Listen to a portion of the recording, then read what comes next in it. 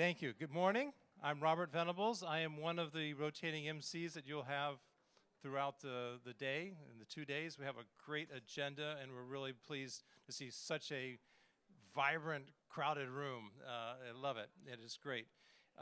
We're honored to be here in Anchorage for the 2024 Mariculture Conference, and more so to be gathered here on the traditional lands of the Dena'ina Athabascans. For thousands of years, the Dena'ina have been and continue to be the stewards of this land, and it's with gratitude and respect that we recognize the contributions, innovations, and contemporary perspectives of the Upper Cook Inlet Dena'ina. I want to extend that on behalf of the Alaska Mariculture Cluster. We're working in space that has been the traditional lands of our Alaska Native people.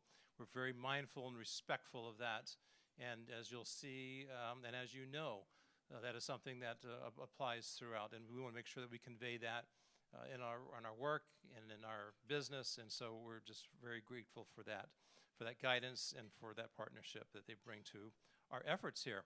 So we have a number of partners here we go. We got a partner slide, and we want to thank them as well because they're the ones that have really made this possible. Could I have a round of applause for this great group of partnerships? Thank you. We have a packed day. You'll see on the agenda there, it's going to be one right after the other, so hopefully you've got a full cup of coffee. There will be a break at some point around 11 o'clock, but there's a lot of good things happening. And so we're really excited to kick off with some welcome remarks from the administration and really appreciate what the governor and lieutenant governor have been doing on so many different fronts for economic development. I was honored to sit on an energy security task force that Lieutenant Governor chaired, and there's so many different areas, and I know mariculture is one that is near and dear to the administration's heart. So would you please welcome the Lieutenant Governor Nancy Dahlstrom to the podium to give our welcoming keynote, or our welcome before the keynote.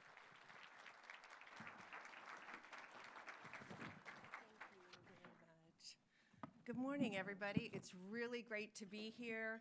The first thing I asked was, is there out-of-staters here? And they said, a few, but it's mostly Alaskan. So welcome, all my neighbors. I love you. And thank you to those that are here from out of state.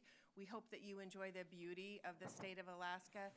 And I'm sure that by the time you'll leave, you'll understand why we choose to live here and why we deal with some of the harsh things of our climate, but it's all worth it because it's so beautiful and we have so many opportunities here. But I am honored to be here to welcome you to the Mariculture Conference of Alaska. And we're all here because we have a shared passion and a commitment to the sustainable growth and development of mariculture. Now, we know that mariculture has the possibility, the potential to significantly contribute to our economy. And I know one of the things that are really important to all of you and should be to every Alaskan is what you can produce and what you can export and how it will help grow our economy.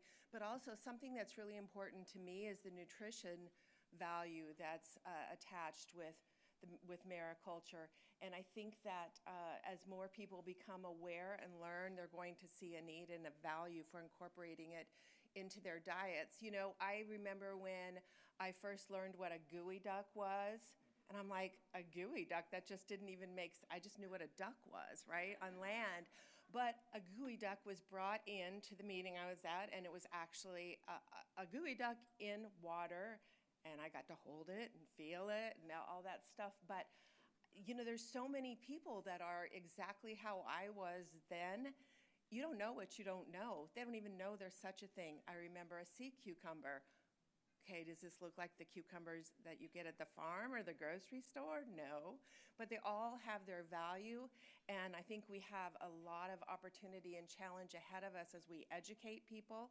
And one of the opportunities I think that we also have is working with educational systems and letting children know and learn about what it is that we do and the value of mariculture. I think we all know that if you teach them when they're young, they grow up and they know that they know the value of things and they incorporate it into into their lifestyles. It's hard to train some of us old adults, right? It's easier to learn it when you're young. But we know that this field holds immense promise, and we know that the rich history that we have here in Alaska, because we have so much ocean and water around us and many opportunities to not only explore and develop, but also investigate, and even all the experimentation and things that are done with mariculture, so that we can learn how to have things that are nutritious. I mean, maybe sometimes there's germs in the water or germs in the ocean that might infect a certain something, and we have to learn how to deal with that so that the product, when it comes out, is beneficial to us. So this is a perfect place to exchange ideas, to collaborate. I think there's no idea that's a bad idea as long as you talk about it and bring it out. If you're thinking it, somebody else has thought it. I can guarantee you that. But it's a platform to hear each other, to learn from each other, and again, it's to help us grow a prosperous and sustainable future for mariculture in Alaska and beyond.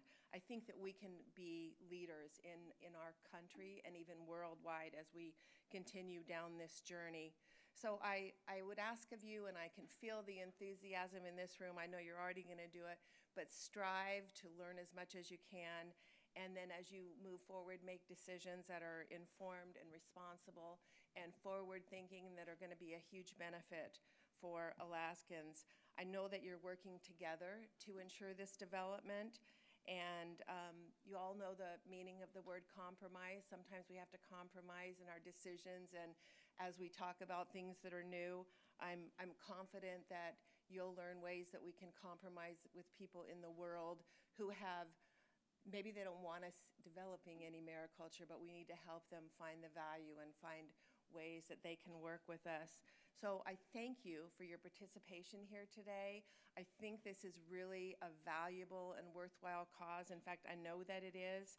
And I know that you're going to come out of these meetings with some new ideas, with some new friends and work acquaintances that are going to make your work in the future more beneficial. So with that, I just want to thank you so much for coming together for this conference. As Robert said, we had the opportunity to serve on the Governor's Energy Security Task Force, and that is a group that met so diligently and worked. I mean, there was almost 300 hours of actual committee meetings, plus all subcommittee meetings, produced some incredible information. And I can actually see down the road, we may need to have a governor's conference on mariculture and get everything actually combined, and all our ideas and people from around the state. One of the things we learned from the Energy Task Force was that the members from all the different areas of the state had some different concerns, but there was also different solutions. And I think that that's something that's applicable here.